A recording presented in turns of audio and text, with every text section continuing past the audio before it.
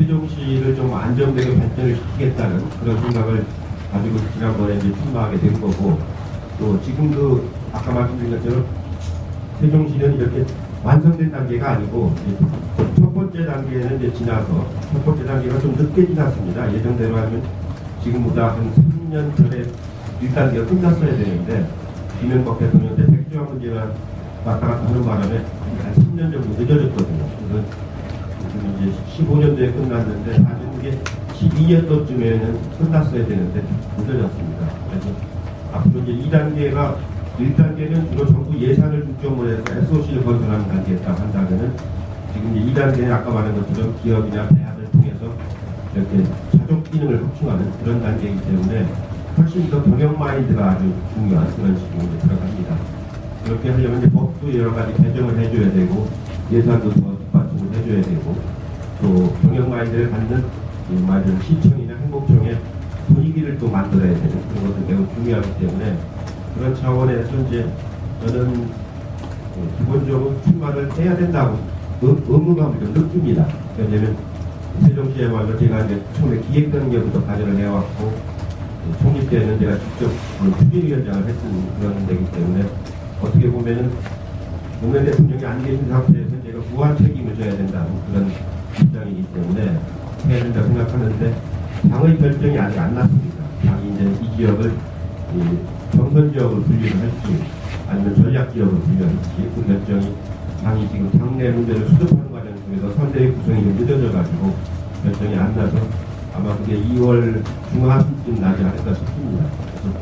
그래서 그 결정에 따라서 저도 이제 출마 여부가 최종적으로 판단이 되는데 현재 입장에서는 출마를 하는 것이 책임 있는 상태다 이렇게 생각을 하고 있습니다. 그리고 유인입니다. 어제 국민의당이 대전에 창당대회를 했는데 어쨌든 창당대회를 통해서 야권 분열이 공식화된 거거든요. 그래서 국선 전방도 좀 확지만 않은 상황이고요. 어쨌든 정례 지속적 위원으로서 야권 분열에 대한 책임 부분에 대한 공감 부분 일본에서 말씀해 주시고 앞으로 야권 분열과 관련됐는데 홍변에 대한 기본 전략이라든가 향후에 어떤 다시 야권이 다시 통합을 좀 할 수 있는 가능성이라든가 그 말씀 부탁드립니다. 예, 그 2012년도에는 이명박 대통령 때 너무 이제 막 야권이 잘리고 국민들이 어렵고 절박하게 이제 그런 통합 요구가 있어가지고 그 당시에는 모든 야권이 전부 다 후보를 단일화하는 그런 통합을 했습니다. 그때 제가 이제 여러 당에 대해서 제일 많은 인간관계가 있고 많이 알기 때문에 제가 직접 전체를 통합하는 일을 주도해서 이제 만들어냈는데 이번에는 거꾸로 이제 우리 당에서 이제 분열이 시작이 돼가지고 다른 정의당이라든가 이런 데하고 통합 오히려 또 야권 단일화를 해야 되는데 우리 당이 이제 분열에 대해서 지금 국민들이 매우 이제 걱정을 하시고 그렇습니다. 근데 분열의 이제 그 단초가 결국 이제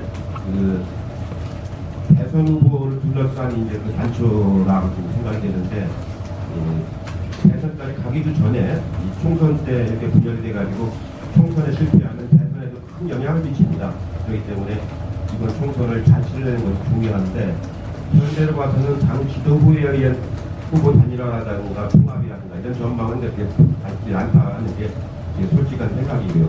다만 이제 후보들은 이게 분열되면은 서로 공멸한다는 문제의식들을 굉장히 많이 가지고 있을 겁니다. 그런 문제의식들을 다시 이렇게 모아가지고 야권 후보를 단일화할 수 있는 그런 이제 하나의 흐름을 만들어내는 것이 굉장히 중요하다고 생각을 하고 있습니다.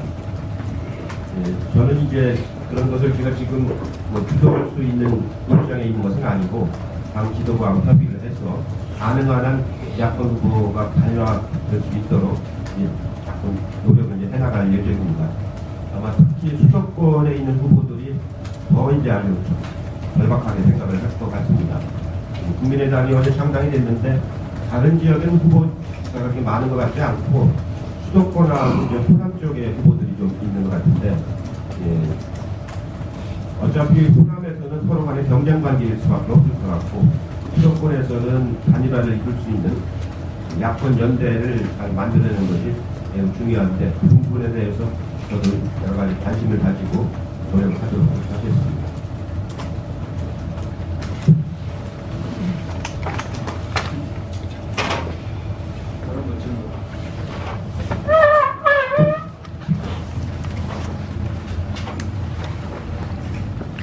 정부에도 세종시 전체에 대해서 외모감을 느낀다고 말씀하셨는데 늘 지적이 되었습니다만 한국성의 어떤 그 위치라든가 함께 이 부분에 대해서 이번에 어떤 총선이나 이런 선거를 통해서 분명하게 할 필요가 있다는 생각이 드는데 아시다시피 올해 예산이 한 6.1조 얘는 좀 불어나라고 뭐 얘기하는데 그 예산 가지고 2단계 건설이 시작부터 제대로 될 것입니다.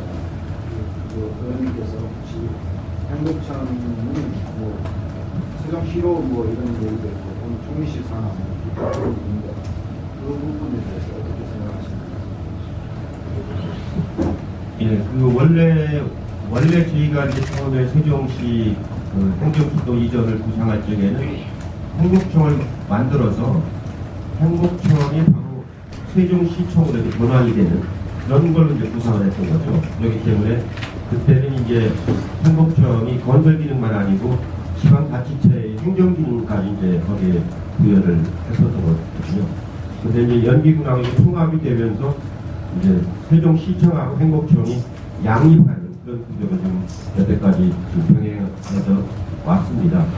근데 하다 보니까 지금 1단계에서 하려고 했던 여러 가지 도로망이라든가 도시 건설이 큰 거는 대충 어느 정도 이루어진 셈이고 순환도로라든가 이런 작은 것들 그 다음에 저 금강교라든가 이런 것들이 지금 남아 있는데 그렇게 이제 하다 보니까 행복청의 역할이 많이 축소가 됐습니다. 초기 단계보다.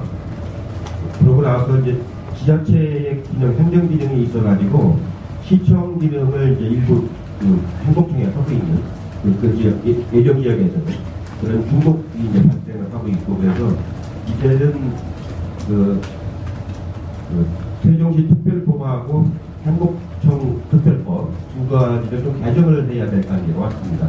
그래서 업무 분장을 좀 더 명료하게 좀 정리를 하고 행복청의 기능을 어디까지로 할 것인지 또 시청은 예정지에서의 기능을 어디까지로 할 것인지 이거를 좀 명료하게 가닥을 추릴 그럴 단계가 와서 아마 20대 국회에서는 그게 아마 제일 중요한 입법사항이 되리라고 생각을 하고요.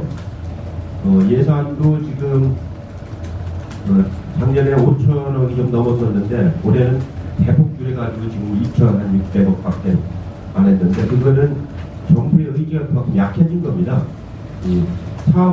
해야 될 사업은 다 계획이 돼 있는데 그 사업을 규모를 자꾸 축소를 시키고 늦추고 이렇게 해서 예산이 지금 반토막이 났는데 그 기능도 다시 이제 받아봐서 예산을 더 늘려야 합니다. 지금 2,400억 갖고는 아주 마무리 작업밖에 못하고 중요한 큰 SOC 사업은 할 수가 없기 때문에 그런 것도 이제 다시 복구할 수 있는 그런 특별법을 다시 정비할 필요가 있고요. 아까 말씀드린 것처럼 그런 자격 기능을 확충할 수 있는 그런 그 과감한 투자 인센티브를 제공하기 위해서는 여러 가지 다양한 경영기법들을 도입을 해야 되는데 현재 행복정법하고는 그렇게 할 수가 없게 되기 때문에 행복정법을 개정하고 세종시 특별법도 개정을 해서 그런 경영 마인드를 가지고 과감하게 투자 인센티브를 제공할 수 있는 그런 법을 보완할 필요가 있다는 말씀을 드리겠습니다.